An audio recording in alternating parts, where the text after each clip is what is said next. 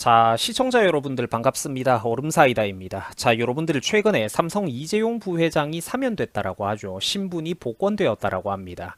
물론 대한민국 경제를 위해서는 참으로 잘된 일인데 너무 늦었죠. 그러니까 진작에 했어야 되는 일을 너무 늦게 하고 있다라는 겁니다.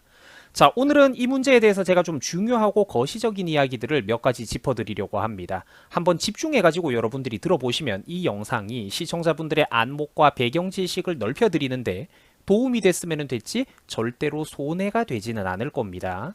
자, 최근까지 이재용 부회장은 소위 말하던 국정농단 사건이라는 희대의 정치 사기극에 엮여가지고 유죄 판결을 받아서 이로 인해서 지난 5년 동안 취업 제한을 당해왔던 그런 부당한 상황이었습니다. 자, 오늘 영상의 초점은 이게 아니긴 하지만은 제가 잠깐 이게 중요하기 때문에 좀 짚고 넘어가자면 시청자 여러분들 제가 뭐 하나 질문 하나 여러분들에게 정중하게 해볼게요. 자, 기업이 스포츠 재단을 지원하는 게 애초에 왜 문제가 돼야 됩니까? 이게 왜 문제죠? 이런 식이면은 대한민국의 5대 10대 대기업들이 전부 다 죄인이 된다라는 겁니다. 당시 정유라는 아시안 게임의 금메달까지 실제로 획득을 했었던 사람인데 그러면은 오히려 이거는 성공적인 투자가 아닌가요? 메달이 없었던 노메달리스트를 어렸을 때부터 이렇게 똑바로 후원을 해가지고 그 사람을 금메달리스트로 키워냈으면 이건 오히려 성공적인 투자 아닙니까? 또한 당시 그 종목은 심지어 단체 팀 스포츠였기 때문에 당시 정유라 말고도 금메달을 같이 획득했던 팀원들이 더 있었다라는 겁니다. 뭔가 이상하다라고 생각하지 않으세요? 자, 여러분, 몇 년 전에 한국 테니스계의 역사를 새로 썼다라고 엄청 떠오르던 그 언론이 띄워주던 그 정현이라는 선수 기억나십니까? 물론 훌륭한 선수였죠. 당시 조코비치라고 하는 굉장히 유명한, 세계적으로 유명한 해외 테니스 선수를 우리나라 선수가 꺾어버리는 대이변을 일으켜가지고 화제가 된 적이 있었는데 이 사람이 되게 유명해졌습니다. 당시에는 연예인들도 한번 이 사람에게 숟가락으로 올려보려고 막 애를 쓰고 그랬었죠. 물론 한국의 특성상 얼마 뒤에 금방 이 사람이 또 묻혀버리기는 하는 그런 안타까운 일이 있었는데, 자, 제가 하려는 얘기의 초점이 뭐냐면 당시 이 정현 선수도 바로 삼성의 지원을 받고 성장했던 선수였다라는 거예요. 선수가 이 체계적으로 어떤 훈련 시스템을 소화하고 훌륭한 코치진들이 붙고 이렇게 막 기술을 연마하고 하려면은 실제 이 스포츠도 돈이 많이 들어간다라는 거죠. 기업의 후원과 지원이 있어야 세계적인 선수가 나올 수가 있다라는 거예요. 이렇듯 기업이 문화, 예술, 스포츠 업계 쪽에서 두각을 드러내고 재능이 있는 사람들에게 일찌감치부터 후원을 하는 이런 것들은 아주 당연한 문화라는 겁니다. 툭하면은 비인기 종목의 서러움이 어쩌고 그러고 우리나라가 지난 도쿄올림픽 때 성적이 별로 안 좋았다 이런 것도 논란이 된 적이 있었죠. 자, 그런데 그게 당연하다라는 겁니다. 왜 성적이 안 좋았겠어요? 기업들이 후원을 줄일 수밖에 없었잖아요. 스포츠 재단이다, 스포츠 선수들을 지원했다 이러면은 그게 잘못되면은 뇌물이다 뭐다 해가지고 정치적인 어떤 분위기에 의해서 기업이 박살나는 선례를 만들어다 버렸는데 누가 스포츠에 후원을 하고 싶겠습니까? 애초에 기업은 솔직한 말로 국내 비인기 종목들 스포츠 지원을 해도 그만이지만 안 해도 그만이라는 거예요. 오히려 이런 것들은 쓸데없이 돈만 들어가는 일인데 공익적인 차원에서 대한민국 기업들이 사회 환원을 해주고 있는 차원이라는 겁니다. 재단 사업의 일종이라는 거예요. 홍보를 하는 것 그 자체만이 목적이라면 비인기 종목 후원 안 하죠. 차라리 이미 유명해진 세계적인 선수나 인기 스포츠 리그에 이미 성공한 스포츠 리그에 후원하고 간판을 대문짝만하게 로고 박아넣는 게 홍보 효과에는 제일 좋다라는 거예요. 비인기 종목에서 솔직한 말로 누가 금메달 땄다고 한들 그게 그 기업의 홍보에 무슨 도움이 됩니까? 그러나 이제 또 이런 영역이라는 게 사회적 영역이라는 게 있는 거잖아요. 비인기 종목이나 큰 선수가 되기 전에 새싹이던 시절부터 인연을 맺고 재능 있는 인재들을 키워내고 후원하는 이런 것들이 기업이 사회적인 역할을 스스로 찾아서 해내주고 있는 그런 영역이라는 거예요. 그러니까 이런 거를 비판하는 것 자체가 잘못됐다라는 거죠. 어쨌든 그래서 이재용 씨 사건을 다룰 때는 이런 배경 지식이 없이는 이 문제를 제대로 깊게 이해할 수가 없기 때문에, 그리고 그래서 이해를 못하는 대한민국 국민들이 거의 절반이 넘기 때문에 제가 이런 설명을 드리고 있는 겁니다. 자, 아무튼 그래가지고 이재용 씨는 부당하게 애초에 있지도 않았던 정치적인 사기극 프레임을 통해 가지고 이렇게 이제 나쁘게 어떤 유죄 판결을 받고 얽혀 있었던 사람인데 이번에 8.15 광복절 특별사면을 통해 가지고 한숨을 돌릴 수 있게 되었습니다. 경영 일선에 정상적으로 복귀할 수 있게 된 거죠. 자, 이것 말고도 물론 제일모직 합병 사건 이런 거 복잡한 거에 관해 가지고 재판이 좀 남아 있습니다만 그래도 일단 신부는 복권이 되어서 취업 제한이 풀렸다. 경영 활동에는 자유롭게 나설 수 있게 됐다. 이런 뉴스들이 지금 나오고 있는 상황입니다. 자, 계속해서 집중해서 들어주시기 바랍니다. 자, 그러면은 삼성 이재용 부회장이 최근까지의 상황을 제가 다시 한번 정리를 해드리는 건데, 이재용 부회장은 지난 문정부와 민주당 권력으로부터 부당한 취업 제한을 당해오고 있었죠. 자, 전 세계 어느 나라를 가도 VVIP 대접을 받고 제발 우리나라에 투자 좀 해달라는 이런 대접을 받으면서 그 나라의 총리, 대통령, 부통령급이 나와가지고 영접을 하는, 버선발로 뛰어나와서 영접을 맞이하는 그런 기업이 바로 삼성이고 이재용입니다. 아시아에서 시가총액이 가장 큰 기업 중에 하나인 삼성의 오너가 우리나라에서는 그런데 부끄럽게도 취업 제한을 당해오고 있었다라는 거예요. 그런데 문제는 이게 우리나라 국가 전체에도 어마어마한 손실이라는 겁니다. 시청자 여러분, 기업에는 오너, 즉 소유권을 가지고 모든 것에 무한 책임을 지는 최고 책임 경영자, 최고 결정권자가 반드시 필요합니다. 기업에는 오너가 필요하다고요. 이 영역은 요즘 소위 언론에서 허울 좋게 떠드는 그런 월급 사장, 전문 경영인들 따위가 절대로 대체할 수가 없는 그런 영역이라는 겁니다. 자, 여러분 지금 이 뉴스 기사를 한번 보세요. 이재용이 시간을 쥐어 짜내가지고 해외 나가서 뭘 하고 왔습니까? 전 세계 유일의 반도체 노광 장비 공급업체인 네덜란드 ASML에 가가지고 반도체 생산 장비를 수조 원어치 이상 주문을 해왔다라고 합니다. 자, 대단한 일을 한 거예요. 그런데 지금 ASML에 대해서 제가 설명을 좀 드리자면은, 이 ASML이라는 네덜란드 기업은 물건을 팔고 싶어서 안달난 그런 기업이 아닙니다. 오히려 전 세계 반도체 기업들이 서로 이 회사의 초정밀한 장비를 더 많이 가지지 못해서 안달이 난, 없어서 못 사가는, 돈을 싸들고 와도 돈이 있어도 못 사는 그런 슈퍼을, 그 사실상 반도체 생산 시장에서 갑이나 다름없는 기업이라는 거예요. 얘네들의 생산 능력에 한계가 있으니까요. 돈이 없는 게 아니라 기계가 부족하다라는 거예요. 그러니까 이런 큰 계약을 따내오는 거는 오너가 직접 가지 않고는 불가능한 영역이라는 겁니다. 반도체 위탁 생산 시장에서 그 파운드리 사업의 초강자가 누가 있습니까? TSMC. 옆나라 대만에 있는 TSMC가 대표적이죠. 자, 그런데 저런 기업들과 장기간 이런 삼성이 대규모 투자와 지출을 감당하면서 연구 개발을 긴 안목으로, 때로는 어떤 분야에 관해서는 적자까지, 손해까지 감수해가면서도 이런 긴 싸움을 유지를 해야 되는데, 그러기 위해서는 뭐가 필요하다? 그렇죠. 그 모든 결정권에 책임을 지는 오너의 존재가 반드시 필요하다라는 겁니다. 자기 임기 몇 년 동안 그저 회사 재무제표만 좋게 만들고 떠나면 그만인 월급 사장들, 전문 경영인이라는 인간들은, 그 애송이들은 이런 걸 할 수가 없다라는 거예요. 왜? 솔직한 말로 이미 잘 나가고 있는 그런 인류 회사의 매출과 수익을 자기 임기 동안만 잠깐 더 좋게 만드는 건 너무나도 쉽습니다. 그 이미 잘 나가고 있는 기업의 성적표를 어떻게 더 좋게 만드냐? 간단해요. 투자와 연구 개발을 줄이면 됩니다. 저절로 좋아지거든요. 근데 그게 5년 뒤, 10년 뒤, 20년 뒤에도 그 기업의 미래에 먹힐까요? 그런 식으로 원가 절감식의 경영을 했다가 고정된 소비자들의 평판이 떨어지고 고객들이 떨어져 나가고 이렇게 되면은 장기적으로 봤을 때 그런 경영과 가짜 성적표가 먹힐까요? 그렇죠. 안 된다라는 거예요. 근데 그런 긴 안목으로 지금 당장의 어떤 매출 그 재무제표에 일희일비하지 않기 위해선 뭐가 필요하다? 오랫동안 그 회사의 정권을 안고 가는, 할아버지 아버지 때부터 물려받았고 이 가업을 앞으로도 나도 평생 운영해서 내 자식에게도 물려주겠다라는 소유의식을 가지고 있는 오너가 필요하다라는 거예요. 그 운명 공동체거든, 그 사람은. 이 기업이랑. 성적표 잠깐 몇 년 잘 받아가지고 그 기업에서 고액 연봉 받다가 떠나면 그만인 월급 사장하고는 차원이 다르다는 거예요. 책임의식이.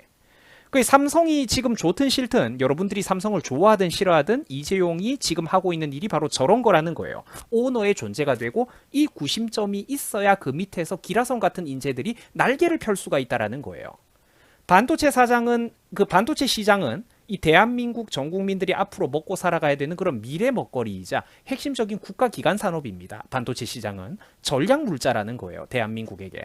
반도체 시장의 초강자 TSMC와 경쟁을 하고 반도체 노광 장비의 초인류 기업인 네덜란드 ASML로부터 물량을 따오고, 그 외에도 세계 최고 컴퓨터 기업인 그런 CPU와 그래픽카드 설계 원천 기술을 가지고 있는 최첨단 기업들이죠. 미국의 AMD, 또 미국의 엔비디아, 이런 회사들로부터 물량을 따내기 위해서는 정권을 쥐고 있는 오너가 발벗고 긴 안목으로 이런 해외 VIP들을 만나고 대접해주고 직접 발벗고 나서야 되는 곳들이 수두룩하다라는 겁니다.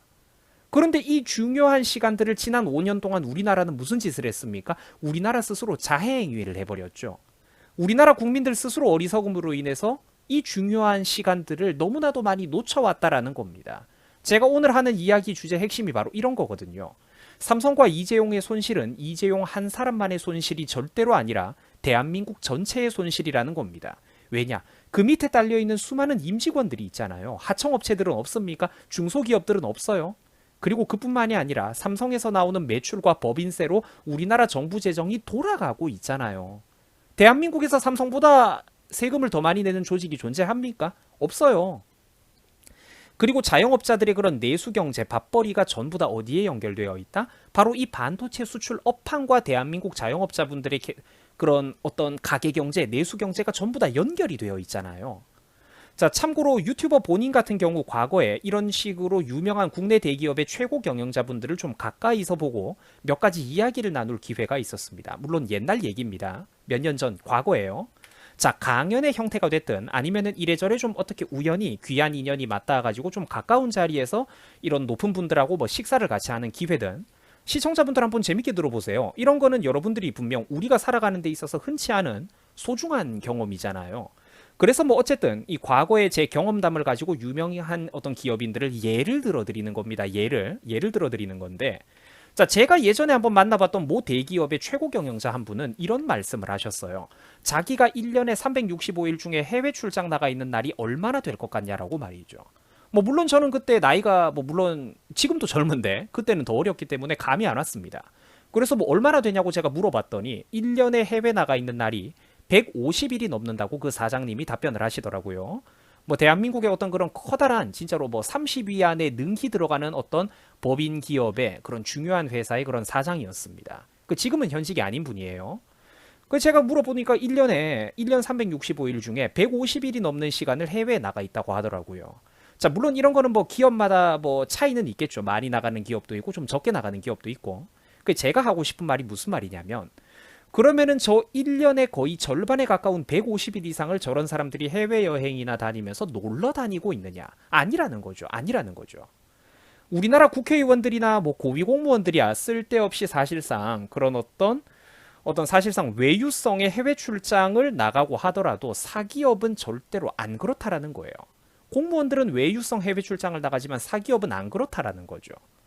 수많은 임직원들을 책임지고 있는 S급 대기업의 오너들이 바깥으로 그렇게 열심히 나가는 것은 그만한 이유가 있기 때문입니다. 최고로 중요한 어떤 해외 파트너 기업들, 핵심 VIP들을 만나면서 설령 그런 사람들과 호텔에서 만찬을 즐기고 때때로는 요트 위에서 샴페인 한 잔 걸치면서 낚시를 한다라고 해도 그 사람들은 노는 게 아니라 실제로는 일을 하고 있다라는 거예요. 우리랑은 다르다는 거죠. 자, 가장 중요하고 큰 일들 말입니다. 우리와 협력하는 게 어떤 그런 경제적인 이득이 된다는 것은 물론이고 그 이상으로 내가 아쉬운 상황일 때는 이제 상대방의 마음을 얻어내고 호감을 사야 중요한 계약을 따내고 신뢰를 받고 그래서 상대방 입장에서도 리스크가 따르는 어떤 큰 일감이나 투자 계약을 나를 믿고 맡겨주는 것 아니겠습니까? 그죠? 제가 말하는 게 바로 그런 거거든요. 높은 물에 있는 사람들은 사교 모임에 가가지고 노는 것 같아 보여도 그게 실제로는 노는 게 아니라는 겁니다. 그게 다 업무, 비즈니스의 연장선이라는 거예요. 자, 그러나 삼성 이재용 부회장의 최근까지의 모습을 한번 보세요. 이재용은 심지어 얼마 전에 있었던 글로벌 억만장자 모임에 참석하지도 못했습니다. 세계 미디어, 정보 IT 기술업계의 거물들이 모이는 이른바 선밸리 컨퍼런스라는 데가 있다라고 해요. 자, 그런데 삼성 이재용 부회장의 경우 몇 달 전만 해도 취업 제한 상태에 걸려버려가지고 출국을 못하고 있었습니다. 자, 왜 그렇느냐? 이게 표면적으로는 저게 사업적인 만남이 아니라 IT 업계의 거물들끼리 좀 편안하게 모이는 민간 사교 모임의 성격을 띠고 있었거든요. 자, 그런데 업무와 일상생활이라는 게 그렇게 이제 무자르듯이 뚜렷하게 구별이 되겠습니까? 물론 일반 구급 공무원들이나 월급쟁이 직장인들이야 퇴근하면은 사적 공간이라고 그게 뚜렷하게 구분이 되겠지만 대기업의 오너들과 경영주들의 삶이라는 건 안 그렇죠. 쉬는 시간이나 취미 즐기고 놀면서 사람 만날 때도 그 사람들이 사업 영역에 함께 걸쳐 있는 경우가 많다라는 거예요. 그 중요한 협력 파트너고 하다면은 그 사람들과 함께 노는 것들도 일의 연장선이라는 겁니다. 그리고 마냥 노는 게 아니죠. 그런데 가가지고 중요한 이야기를 하니까요. 그런데 이재용이 이런 거를 일일이 설명하기가 현실적으로 쉽지가 않았겠죠. 해외 나가기 위해서 일일이 법무부의 승인을 받아야 나갈 수가 있었는데 판사나 법조인들조차도 정치 성향이 엉망진창인 경우가 많은 대한민국의 오늘날 현실 속에서 이 사적인 모임, 사교 모임에 간다라고 법무부 승인 좀 풀어달라고 해외 나가기가 쉽겠습니까? 현실적으로? 법조계에서 특히 좌경화된 법조계에서는 이렇게 받아들이는 사람도 있겠죠. 이 인간 이거 뭐 해외도 잘 다니고 요새 반성 안 하네? 반성의 기미가 없네? 너도 법 앞에서 평등해야 돼. 뭐 이런 식으로 허울 좋은 것들만 갖고 와서 무슨 소린지 알겠죠? 답답한 짓을 할 확률이 높다라는 거예요. 그러니까 각종 정치 공작과 재판을 앞두고 철저한 의뢰 입장인 그런 기업인 입장에서는 해외 출장조차도 이렇게 못 나가고 몸을 낮추고 부담이 될 수밖에 없더라는 겁니다. 자, 하지만 그래서 결국 그 결과가 어떻게 됐습니까? 그렇죠. 다 같이 나라 전체가 손해를 보고 있다라는 거죠. 참고로 글로벌 억만장자 모임에는 5천만 한국 사람들 중에서 유일하게 이재용 한 사람만 초청을 받았다라고 합니다. 초대를 받고도 그 귀한 자리에 제대로 가지를 못했던 거예요. 여러분, 이게 과연 이재용 한 사람만의 손해일까요? 아니죠. 온 나라가 대한민국의 수출 산업 전체가 다 같이 손해를 보는 겁니다. 저기 제때 참석했던 잘난 사람들끼리는 또 얼마나 친목을 다지고 중요한 이야기가 오고 갔을 거며 서로의 안부를 얼굴 보고 묻고 전화 통화하고 이게 또 직접 피부로 보고 맞닿아가지고 악수하면서 하는 이야기하고 전혀 다르거든요. 그 중에 친한 사람들끼리는 또 중요한 사업 얘기가 오고 가지 않았겠습니까? 앞으로 전 세계 IT 산업의 향방을 가리는 중요한 첫 물꼬가 저 자리에서 한번 행사가 있을 때마다 얼마나 많이 트이겠어요. 저런 자리에서. 그러면 이게 얼마나 우리 대한민국이 정말로 부끄러운 일이고 손해가 크냐라는 겁니다. 이재용 씨 한 사람만의 그런 어떤 손해가 아니라니까요. 삼성전자 주가가 오르기를 바란다면서 한 걸음만 돌아서면 삼성이 망하라고 고사를 지내는 그런 세력들을 위해서 투표를 하고 정치인을 뽑는 국민들이 대한민국에는 수천만 명이 있습니다. 바보도 세상에 그런 바보가 없다라는 거예요. 아시아에서 가장 거대한 기업의 오너가 툭하면은 고개를 숙이고 사과해야 되는 이런 나라는 전 세계를 통틀어서 대한민국밖에 없습니다. 전 세계 어느 나라도 이재용을 이런 식으로 대우하지 않아요. 사면되고 복권된 이재용 씨가 최근에 이런 말을 언론과의 인터뷰에서 했다라고 하죠. 국가 경제를 위해서 열심히 뛰겠습니다.